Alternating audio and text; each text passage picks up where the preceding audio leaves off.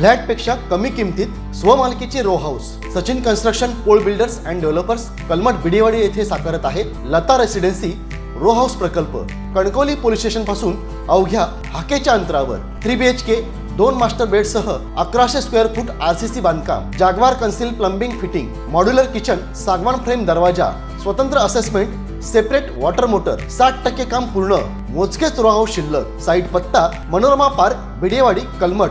स्वतंत्र बंगलो, घराचे दर्जेदार बांधकाम निर्धारित वेळेत खात्रीशीर करून मिळेल।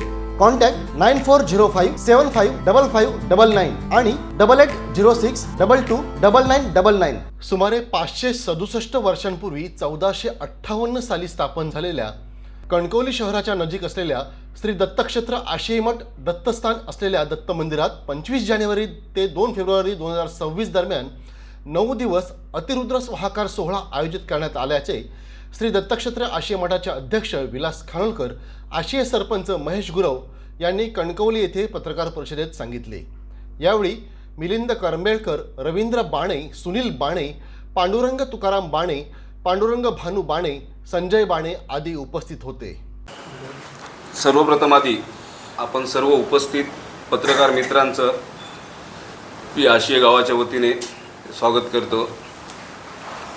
दिनांक 25 जानेवारी ते 2 फेब्रुवारी आशिया दत्त मंदिर येथे अतिरुद्र स्वाहाकार फार मोठा एक धार्मिक कार्यक्रम आहे। आपल्यापैकी बऱ्याच जणांना त्याची कल्पना आहे, पण आपल्या माध्यमातून तो कार्यक्रम मला वाटतं म्हणजे चुकत नसेल तर जिल्ह्यातील एवढा मोठा पहिल्यांदाच धार्मिक कार्यक्रम होतोय।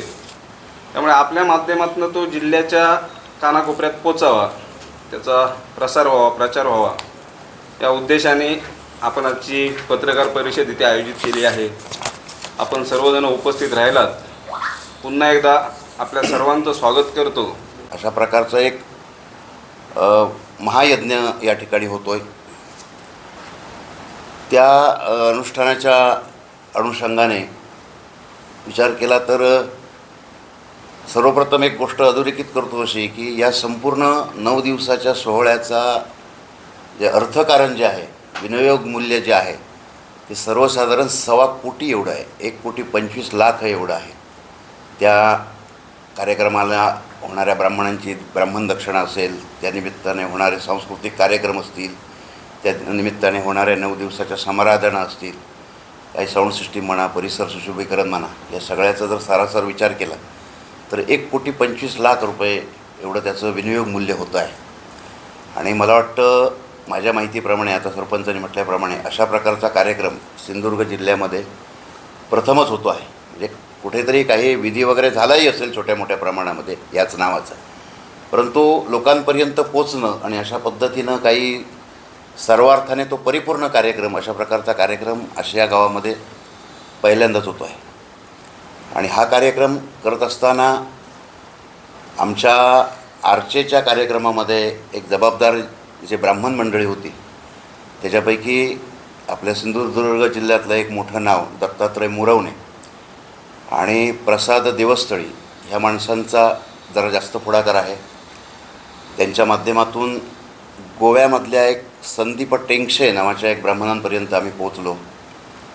आणि असं ते घडत घडत आपल्या ज्या भारत देशातल्या शंकराचार्यांची 4 पीठं आहेत, त्या 4 पीठापैकी जे दक्षिण पीठ आहे शृंगेरी मठाचं, त्या शृंगेरी मठातल्या शंकराचार्यांपर्यंत आम्ही पोचण्याचा प्रयत्न केला। आमचा हा मानस आम्ही त्यांच्याकडे व्यक्त केला की अशा प्रकारचा एक मोठा कार्यक्रम आम्ही दत्त मंदिरात करू इच्छितो। तर आमचं काही अर्थकारण एवढं नाही, गावही आमचं छोटंसं आहे, मंदिर छोटंसं आहे, तर आपलं सहकार्य राहावं। आणि हे आम्ही भेट घेतली ती 2 वर्षापूर्वी घेतली होती। त्यामुळे ते आमच्या 2 वर्षापूर्वी घेतलेल्या भेटीमुळे शंकराचार्यसुद्धा खूप प्रसन्न झाले। त्यांनी शब्द दिला आहे की आम्ही ह्या कार्यक्रमाला सहकार्य तर राहीलच, परंतु या जो काही कार्यक्रम खरं म्हणजे हा कार्यक्रम 11 दिवसाचा असतो, परंतु काही लोकांच्या इथल्या सगळ्याच लोकांना वेळ देणं शक्य होईल न होईल, कमीत कमी दिवसात कसा करता येईल तर तो 9 दिवसात करावा असं आम्ही ठरवलं। तर शृंगेरी मठाच्या शंकराचार्यांनी शब्द दिला आहे की या संपूर्ण कार्यक्रमामध्ये 1 दिवसासाठी मी उपस्थित राहीन। त्यांचाही व्याप तसा मोठा असतो. तरी आम्ही पत्रिका या कार्यक्रमाची छापून झाली आहे.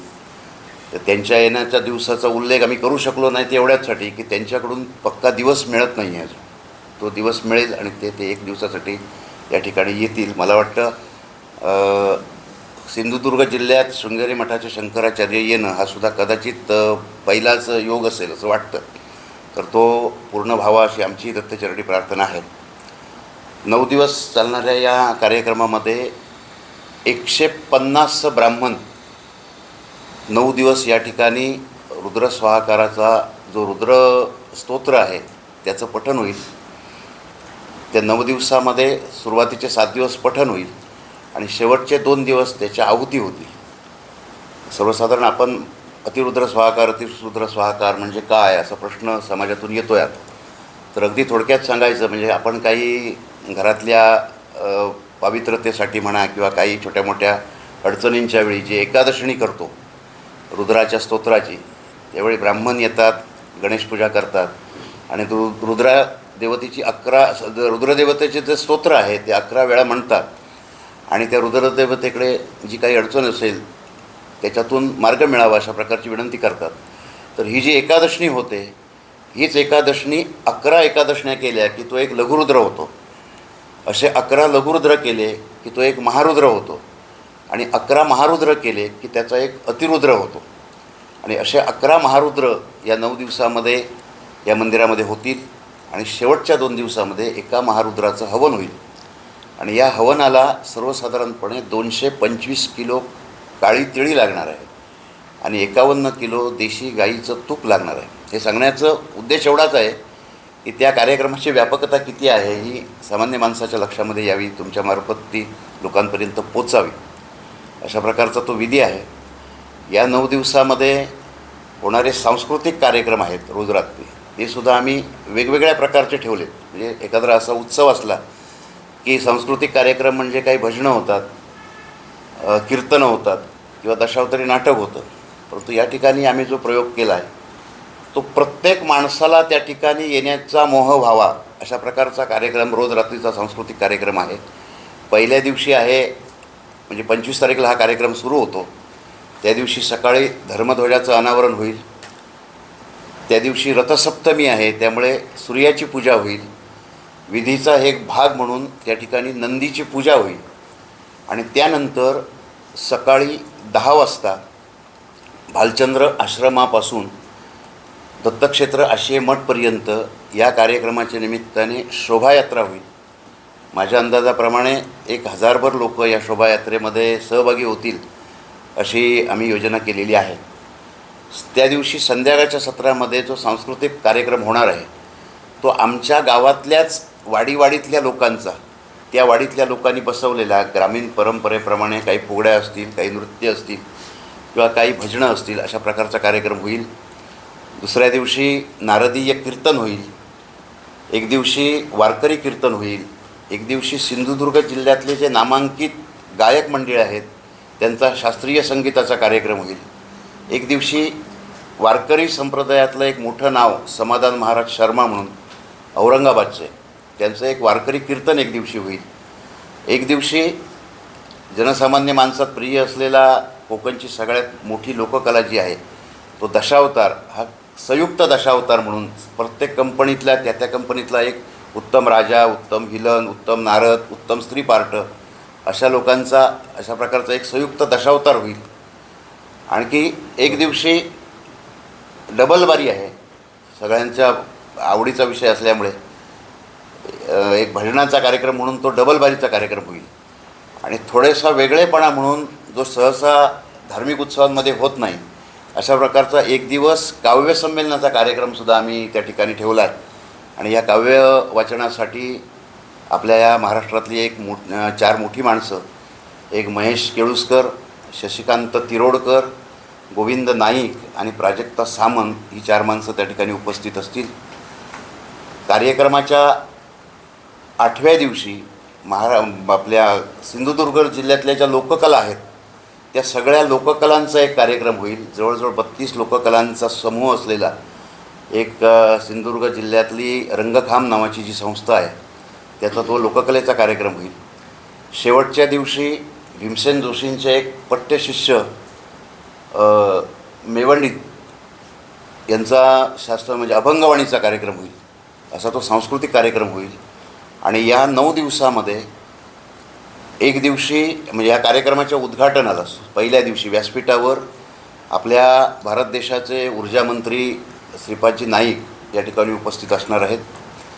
28 तारीखला नियोजनाप्रमाणे आपल्या जिल्ह्याचे पालकमंत्री आणि महाराष्ट्र राज्याचे कॅबिनेट मंत्री नितेशजी राणे त्या ठिकाणी उपस्थित राहणार आहेत.